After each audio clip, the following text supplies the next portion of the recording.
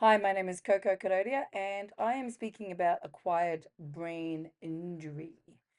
Now, this is something that is dear to myself because I have family members whom have acquired different brain injuries for completely different reasons. And being completely different people, the outcomes for them are different, substantially so. So, the definition of an acquired brain injury is taken from the Better Health channel, and it defines an acquired brain injury as any type of brain damage that occurs after birth. It can include damage sustained by an infection, diseases, a lack of oxygen, or a blow to the head. And it is quite prevalent in people who have had a cerebrovascular incident or stroke, and those who have been in accidents affecting the head, hence the blow to the head. But there could be injuries sustained to the remainder of the body as well. So approximately two-thirds of all people with an ABI have activity to the activity that's limited. And what I mean by that is that they'll have paraplegia or quadriplegia or hemiplegia, which is one side may be paralyzed or affected quite severely. This will mean that there is obviously a limited range of movement, and unfortunately, it is quite prevalent for people who are over the age of 45. A stroke is becoming quite prevalent as we become more obese. We here in Australia are the second most obese country in the world, following the great USA. So, causation can be extensive. As I stated, cerebrovascular incident or stroke, that equates to about 25% of the world's population are affected by a stroke.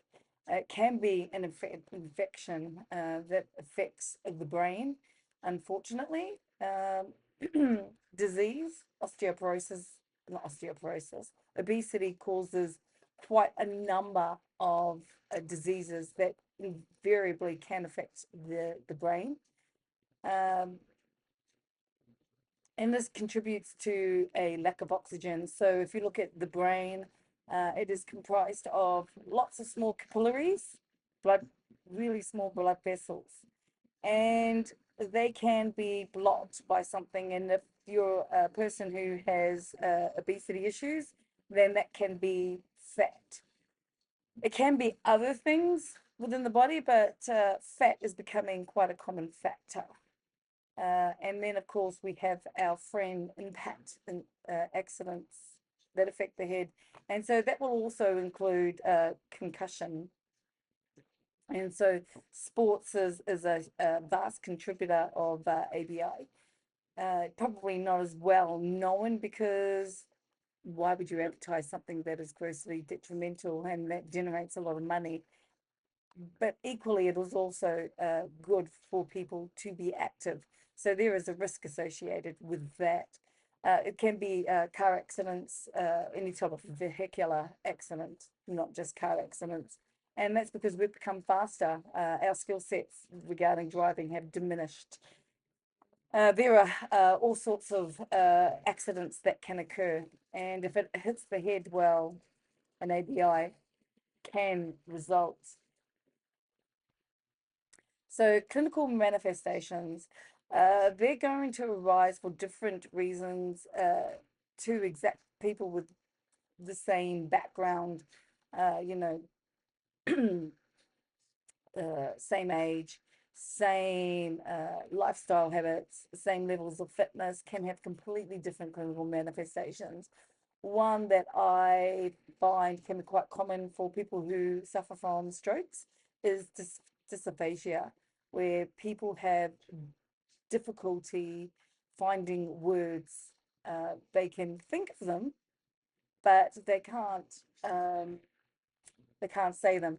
And that's because the frontal lobe, which comes up with what we think about, is separate to the motor cortex, and depending on which part of the brain is affected, will determine what difficulties a person will have.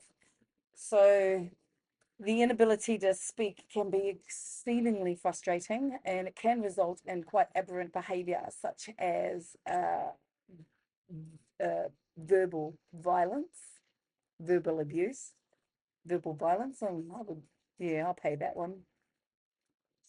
But that gross frustration when it comes to an inability to communicate what it is that you want. And so obviously we have these emotional outbursts, and they can be both devastating for the person who is trying to communicate, but also the people who are on the other end of it. And so if you're a support worker, then there needs to be an understanding that it is impersonal. And if a person requires time out, then be quite firm in stating that's what will occur. So that means that you're out on the street and somebody is screaming and yelling, be prepared to walk away for 5 minutes, or be prepared to leave them alone in their room or somewhere until they have cooled down and they're able to communicate a little bit better. Physical impediments. Well, as I stated before, if you have a paraplegia or quadriplegia or hemiplegia, then you do have a limitation on what limbs can move. And so, oh, the longer it takes to get help, that will determine more often than not what the actual outcome is for recovery. Now, I'm a big believer that you keep going until you can't go anymore. So that comes down to the individual uh, practitioner. I am adamant that if you're having an issue with a client, then you keep coming up with solutions. And if the solution at the end of the day is that you become obsolete to that client, then so be it. Because there will be somebody else who may, for whatever reason, be able to work better with that client, and that is just the way it is. But never ever do you give up and just say, nope, they just don't want the help. It's that comes down to you, and you're just being lazy. So if you're not willing to work hard and be better than what you think you are, then it's not the right field for you. Obviously, a big one is we have a psychological impediments. If you're unable to communicate well, then it can have a detrimental impact on you psychologically. But also the fact that you probably have undergone a highly traumatic experience, and that will have a massive impact on a person's psyche. And of course, there can be sensory impediments, and who knows what that's going to affect. I know some people whose eyesight have been affected, hearing has been impacted as well. It depends. You could potentially have, you know, issues with taste and smell. It's really going to be quite individual. And so it's going to come down to the skill set of the people who work with clients as to how you try your best to fill in the gaps. Difficult, very difficult. And of course, physiological impediments, because the body will have changed. When you affect the brain, you basically affect everything that goes on in the body, or potentially can. I have a brother who had a head injury from coming off the back of a work vehicle, and he is completely normal, except that he has issues with rage, and it can be just something completely benign, and he can go from zero to absolute villain in microseconds. And physiologically speaking, internally and externally, you would not pick that he had an issue with him, but the impact of the damage to the brain, unfortunately, has created what can be a villain in zero point 0.0 seconds. And of course, all of this can lead to faulty decision making. I must admit, there were quite a number of people who would ring my brother up when he was first discharged from an ABI facility, and there were people who were trying to ring him up to extort him of money. That's going to be normal. But then what I've also found is that people will also take advantage as well. And how was that a faulty decision of the client? Well, sometimes they're not always able to see the villains that exist in other people. So support services, well, depending on which country you live in, because they can be extensive, like they are here in Australia with the NDIS system, or they can be exceedingly limited. But that's such as life. So the occupational therapist is the go-to for NDIS services. They're the ones that have to tell the NDIS what is wrong with the person and what services they need. So they're usually the first type of service that is engaged. Secondly, physiotherapists, especially when there are physical issues, such as, you know, requiring strength and training and possibly teaching people how to walk and talk again, although the talking would be the job of the speech pathologist, who will come up with, ideally a speech pathologist, physiotherapist, and an occupational therapist will work to get the best out of a client. And so a speech pathologist will work with a client, but they may also have to work with the support workers, family members, friends, to educate them as to how they can help with communication. For those people who can communicate, then a counselor, a psychologist, or even a psychiatrist may also be appropriate. It will depend on the type of impediment that a person may face. And of course, we have our support workers that are engaged to help people to basically become the limbs or the eyes or the whatever it is that is deficient with a client's capabilities at any one given moment. And then here we have the support coordinator who ideally will engage all the appropriate services, but also, if they're really good, obtain enough funding to enable constant rehabilitation. And that's how I look at it. And then for those people who have issues with emotional outbursts, then we have behavioral managers. And hopefully they do more than just chat, because you're just paying an absolute fortune for nothing. Real, absolutely real. And then, of course, you have the people who provide the equipment services. And I will definitely encourage people to shop around and to ensure that people are capable of doing their job. I mean, for some reason, people seem to think that's my job to make sure that they get paid when it isn't. Communication methods. Well, they're expensive, and not expensive, extensive, and they really depend upon the client's capabilities. I mean, uh, gesticulations, eye movements, facial movements, or what's arm movements, body language. Uh, Pros and cons. Pros are that it's really good for indicating if you're hungry or you're thirsty, something that's really general on board. The con is that it lacks specificity, and if you're not in eye contact with the person, it's a complete waste of time. Uh, the other way is using an iPad or a computer or a phone to communicate if that person has the capacity to use that technology. Probably a little bit defunct for some of the older clients, but I assume nothing. What else? Oh gosh, there are so many different methods, and the truth is that you're going to have to try a plethora of them.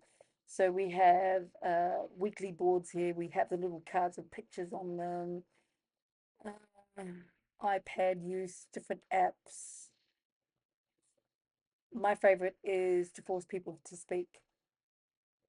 And if that means that I'm having to spend 30 or 40 minutes for a simple request, such as open the window, I will spend 30 or 40 minutes because over time the vocabulary will develop and they will get better. It is a very slow but steady wins the race method of operation, but it does have long-term gains. So I would definitely say persevere. So for some people, it's easy. They have normal speaking capabilities. So what do I have to say about that? Some other options are multiple choice. When we were at the hospital recently, the nurse gave options, multiple choice. And fortunately, if a person is coherent, then they're able to indicate which choice that they like. For me, I'm a big fan of alternative options. So if a person wants to indicate that they want their glasses cleaned, then I will say point at a window and I will ask questions such as what is it made of? If they're having trouble with that, I'll point to a doorway and I'll say, what is that? Doors and windows go together. I'll point at mirrors, mirrors and windows made of glass, glasses. Eventually it does come. It can take several minutes. And if there's an indication they want them cleaned, even if I know what it is, I'll just keep pushing because it's more important that they espouse the words as opposed to my knowing what they want to do, because more often than not, I will pick it up quite quickly what it is that they want. So that's where alternative methods will be handy. But if uh, you have no idea what the person's speaking about, you can be going for ages and ages and ages and probably give up because you yourself have exhausted alternatives and the person is probably quite exhausted of the topic. Body language is a big one, gesticulations, whatever, pointing, physically getting up and grabbing. I don't know if that's body language. It's being useful. Uh, using visual aids, so many now. We're the computer age, so we have these tools. Uh, oh, computer aids. We have for those people that can write text, and all of these are useful, but just bear in mind that you may actually have to think outside the box. Somebody is going to potentially challenge you for something that they don't understand. So just keep trying. So, person-centered strategies. I guess so for myself, it's about incorporating a person's strengths and their interests. So currently dealing with had a client who loves sport. So we sent out everything around sport, sport, extroverted, so community, getting out there. And so a lot of the goals are centered around that. It really is used as an incentive, like inability to speak well. And so it's like, wouldn't you like to go back and be able to speak to your friends? He keeps trying. It's motivating, and the capacity to go to sports events, live sports events, which is really a luxury for many people. It's hugely motivating. And what is this? Examine the influencing factors of people's previous lifestyle choices. So, for instance, my brother, he was exceedingly fit, loved sport, absolute workaholic. So his recovery is based around those things. We also look at so another client who was lazy, obese, all the great lifestyle choices that we're told to avoid. Uh, there's a reminder when there is a desire for unhealthy foods, how those choices led to the current situation. So it's therefore easy to eliminate the types of foods that have contributed to the issue. So A big one, removing psychological barriers. I would say the same for able-bodied people as well, as that most people get in their way. So it's about removing people from themselves, basically. So once you remove those excuses, then there is just work that needs to be done, and that's easy. But there's also a reminder of how far a person has come. And I've seen people who have will easily give up until you remind them of how far they've come. And this goes the same for able-bodied people too. Augmenting physical barriers. Where have I got that? Hmm. I don't know if that makes sense even to me. Or maybe it's eradicating physical barriers, which would make sense because if I look at the next one, it says augmenting psychological skills. And so mental skills, there's a sports psychology is built on mental skills training, and that is getting people to visualize what it is that they want to achieve. There is psychological practicing, which works amazingly well. Yeah, so I reckon it would be limiting or eradicating physical barriers or augmenting physical props to enable a person to achieve things. So it could be, your little things like your yoga blocks, your spiky balls, like physical equipment. But it could be here as simple as I've noticed all of these gadgets that are available for people with limited movement. So I reckon I made a faux pas there. Oh, okay. So in conclusion, ABI is quite prevalent in society, and it's only going to worsen if we continue on the obesity journey.